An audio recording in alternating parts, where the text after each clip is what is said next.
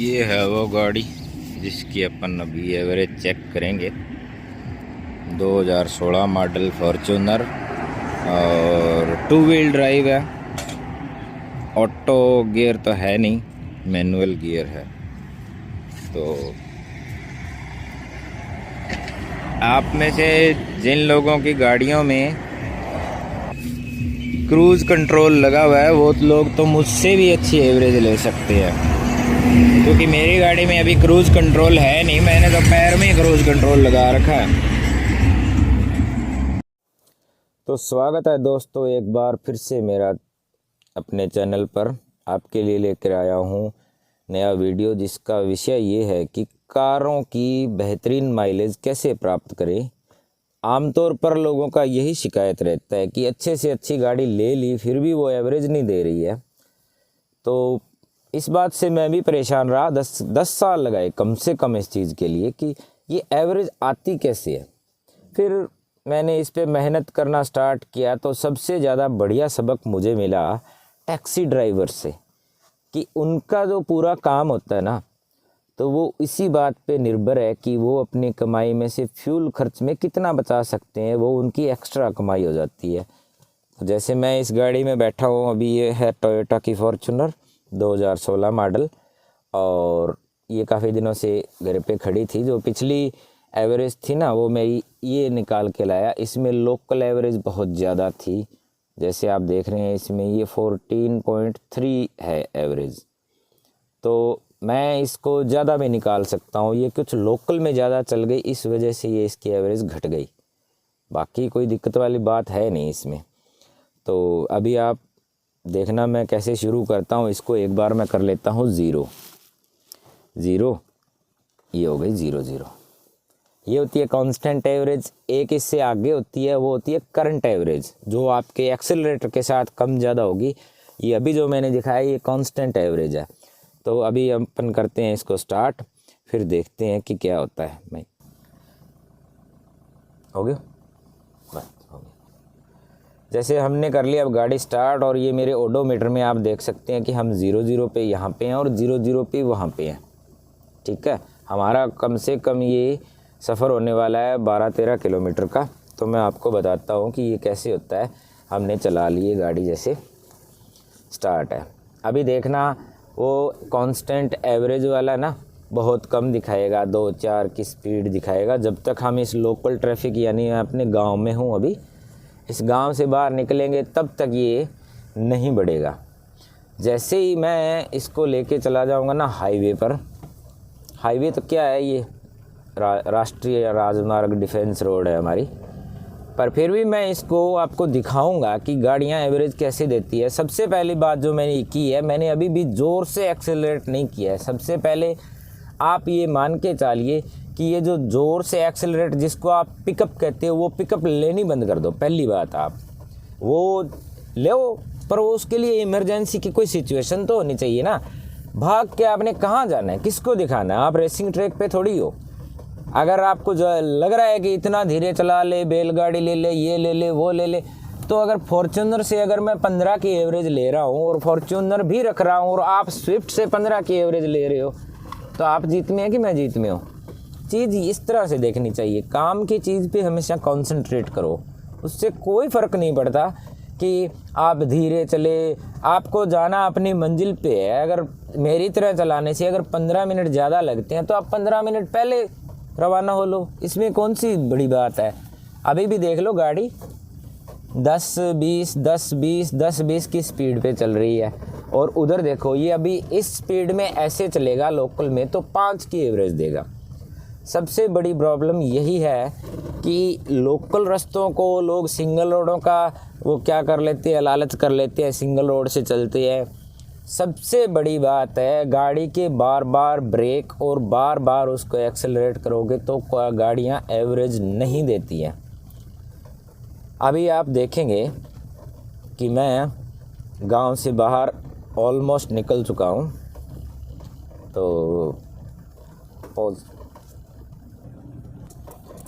तो अभी आपने देखा ये टूटी फूटी सी सड़क है। मैं तीसरे गियर में तो आ गया हूँ, पर अभी तीसरा गियर है और 30 की स्पीड है। वैसे ये स्पीड होनी नहीं चाहिए तीसरे में, ये कम से कम 35-40 चलनी चाहिए फॉर्च्यूनर। पर यही मेरा मेन जो मेरी ट्रिक है ना वो यही है कि आप एक्स्ट्रा आरपीएम कभी ना दें। अभी देखो वो जो एवरेज गांव से चले थे ना वो 9.5 आ गई है और हम ओनली 1.2 किलोमीटर्स चले हैं। ओडोमीटर की अपनी रीडिंग के अनुसार हम ओनली 1.2 किलोमीटर चले हैं। जब तक मेरा अंदाज़ा है ये 12-13 किलोमीटर का जब मैं डिस्टेंस तय करूँगा ना तो आप मान लीजिए कि मेरी एवरेज 15 और 15 प्लस भी हो सकती है। तो बस अपना पहला मोटो यही है कि मैं अब आप देखिए गियर चेंज कर रहा हूँ मैं, मेरे को टॉप गियर लगाने में कितना टाइम लगता है और उसके बाद आप देखते जाइएगा। जैसे ये 40 से निकल चुकी है गाड़ी, 55 के आसपास मैं इसको 4th गियर दूंगा और ये 4th गियर लगाने में देख लीजिए मैं कितना डिस्टेंस ले रहा हूँ। और ये लग गया अपना 4th गियर। उधर एवरेज दिखाओ इनको, ये देखिए 10.4 तक इसको मैंने पहुँचा दिया।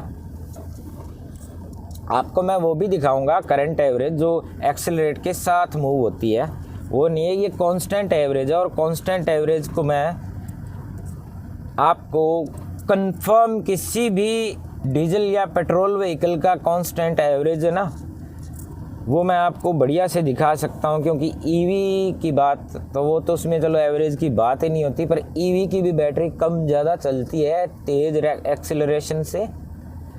उनके भी होते होंगे कुछ डिस्टेंस वगैरह का।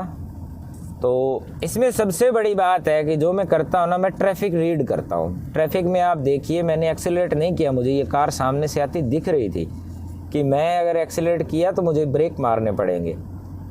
तो एवरेज लेने का सबसे बेटर फंडा यही है कि सबसे पहले तो आपके पास एक अच्छे इंजन वाली बढ़िया मेंटेन की हुई गाड़ी होनी चाहिए। 2 नंबर उसके एयर फिल्टर वगैरह बिल्कुल सही होने चाहिए, ठीक है। 3 नंबर में आपको तेज़ एक्सेलरेट नहीं करना, ये मुझे करना पड़ा उस गाड़ी की वजह से, वरना मैं ये भी नहीं करता। पर अभी आप देखो हमारी एवरेज जो है 12.5 तो आ गई। एक 16 मॉडल 3000 सीसी की फॉर्च्यूनर के लिए ये एवरेज मैटर करती है। पर मैं इसको आपको इससे भी बढ़ा के दिखाऊंगा और 13-14 किलोमीटर के डिस्टेंस में दिखाऊंगा। अभी मैं एक्सेलरेट कर रहा हूँ, देखिए मैं तीसरे से चौथे में चल रहा हूँ। अब तक मैंने टॉप गियर दिया नहीं है क्योंकि मुझे पता है आगे एक ब्रेकर आने वाला है। तो सबसे ज़्यादा एनर्जी जो गाड़ी की, अभी आप देखो स्पीड भी 80 की है, कोई बुरी नहीं है ये, पर मुझे पता है कि आगे एक ऐसी पुलिया आने वाली है जिस पे 2 छोटे छोटे ब्रेकर भी हैं और पुलिया भी ऊंची नीची है, तो मैं एक्सेलरेट करता ही नहीं हूँ। पॉज। अभी देखो पुलिया की वजह से मैंने अपनी स्पीड ड्रॉप कर दी, ब्रेकिंग मैं नहीं मार रहा हूँ, मुझे पता है ये पुलिया इधर से थोड़ी काम की है, निकल जाएगी आराम से थोड़ी बहुत हिल के। अब मैं फिर से एक्सेलरेट शुरू कर रहा हूँ, सामने एक मोड़ है, अब मैं ज़्यादा एक्सेलरेट नहीं करूँगा।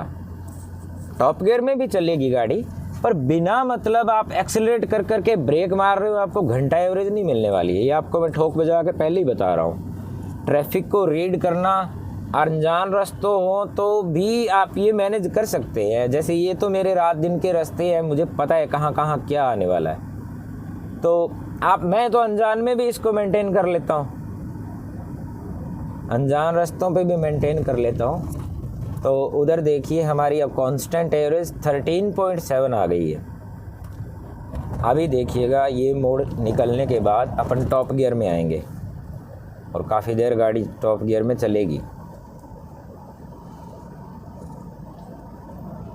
अभी ट्रैफिक रीडिंग मेरी ये बोल रही है कि वो ट्रॉली और वो जो जुगाड़ चल के आ रहा है ना, एक ही टाइम पे मीट होंगे, तो मैं उसको निकलने के अलाउ करूँगा कि मुझे वो ब्रेक ना मारना पड़े। एक बार भी ब्रेक नहीं मारा है मैंने कब से, अब अपना ओवरटेक हो गया, बिल्कुल लाइन क्लियर है, ये कर ली।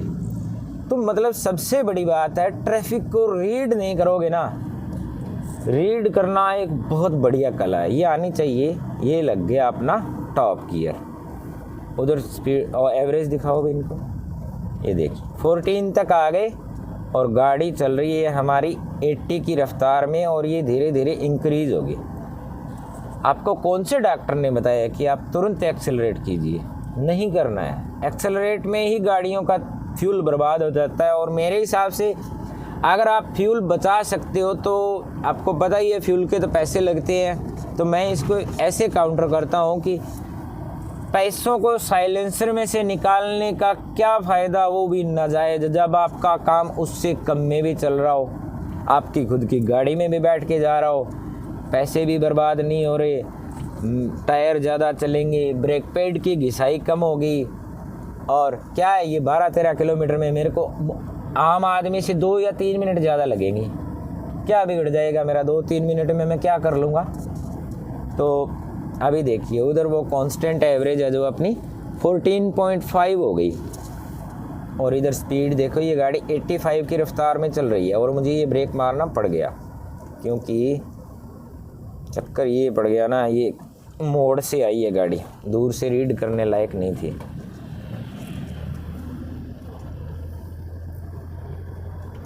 पॉज है, पॉज कर दे। अब जैसे कि मुझे पता है कि आगे एक मोड़ आने वाला है, सिर्फ ही होगा कोई 400 मीटर दूर, तो मेरी गाड़ी 70 की स्पीड में 4th गियर में चल रही है, तो मैं इसकी एक्सेलरेट करूँगा ही नहीं, क्योंकि अगर मैंने एक्सेलरेट किया तो वो मोड़ इतना तीखा है कि मुझे फिर से ब्रेक मारना पड़ेगा। तो अपन टारगेट ही यही है कि एवरेज निकालना है, तो बिना मतलब का एक्सेलरेशन करना ही नहीं है।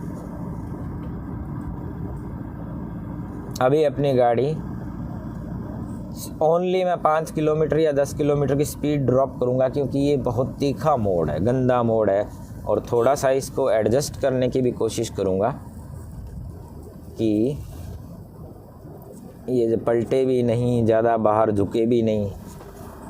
अभी मेरे को पता है कि 1500 मीटर पे मेरा मोड़ आ जाएगा, जहाँ चौराहा है, व्यस्त चौराहा है काफ़ी, तो मैं इसको 70-75 से ज़्यादा नहीं लेके जाऊंगा। टॉप गियर लगाने की मुझे कोई ज़रूरत नहीं है, क्योंकि 75 की स्पीड में कोई ज़्यादा समय नहीं लगेगा इस 1500 के करीब इस डिस्टेंस को कवर करने में, तो मैं इसको टॉप गियर में नहीं दूंगा। अभी अपन चल चुके हैं 9.1 किलोमीटर और उधर अपने कांस्टेंट जो गाड़ी की एवरेज है वो 14.9 तक चली गई है। अभी तो आपको आइडिया हो गया, क्योंकि 3.5 किलोमीटर के बाद मेरी डेस्टिनेशन आ जाएगी, बच्चे को स्कूल छोड़ने जा रहा हूँ, तो उम्मीद है मैं 15+ तो इसको कर ही दूँगा, और इससे ज़्यादा मेरे को कई बार मिल जाए और मेरे पास खूब समय हो ना, तो मैं इसको 16 तक आराम से ले जाता हूँ। और कोई लोग मानने को तैयार नहीं है कि फॉर्च्यूनर की एवरेज, वो भी पुराने वाली 3000 सीसी की, कोई 15 से ऊपर एवरेज ले भी सकता है। मैं तो आजकल कहता हूँ, आप मेरे को छोटी गाड़ी जो मर्जी दे दीजिए, जिसकी कंपनी क्लेम कर रही हो कि हमारी गाड़ी की एवरेज 20 की है, मैं शर्त लगा के कह सकता हूँ आपको 25, 26, 27 तक दूंगा। ये आ गया, काफ़ी व्यस्त चौराहा है, मतलब ये मेरे को कोई ज़्यादा हाईवे नहीं मिला है, ये एक आम रोड है जिस पे रुक रुक के चलना है। अभी आप देखिए अपनी जो कांस्टेंट एवरेज है वो 15.4 हो गई है, 15.4 हो गई है, और इसके स्कूल तक जाते जाते मैं इसको 16 कर दूंगा।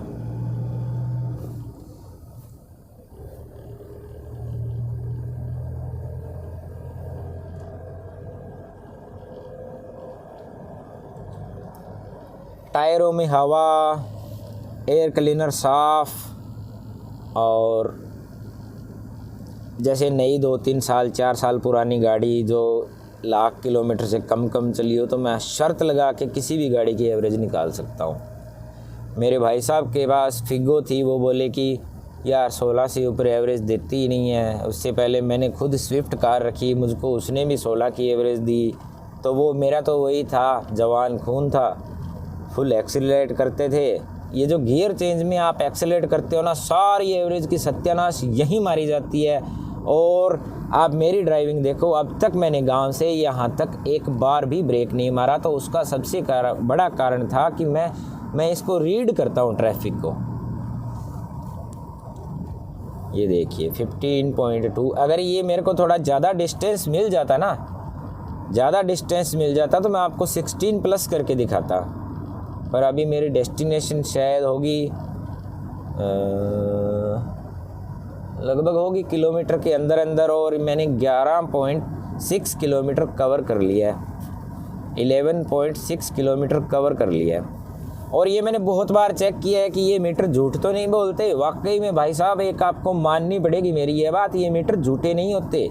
ये बिल्कुल एक्यूरेट उतना ही तेल आएगा जो ये बता रहा है ना, उसी एवरेज से टंकी में तेल डलेगा। ये मैंने बहुत बार भरवा के देखा है इस चीज़ को। ये जो अपना चौराहे से बाद में एक्सेलरेट, मैं थोड़ा बातों में जल्दी एक्सेलरेट कर गया, वरना वो 15.4 में टूटने नहीं देना था। चलो भाइयों, आ गई अपनी डेस्टिनेशन, सारी रह गई 200 मीटर। 200 मीटर अब यहीं से वापस गांव जाएंगे। अब दोबारा से तो इस चीज़ का कोई वीडियो बनाने का फ़ायदा है नहीं, तो पॉज करिए, ठीक है।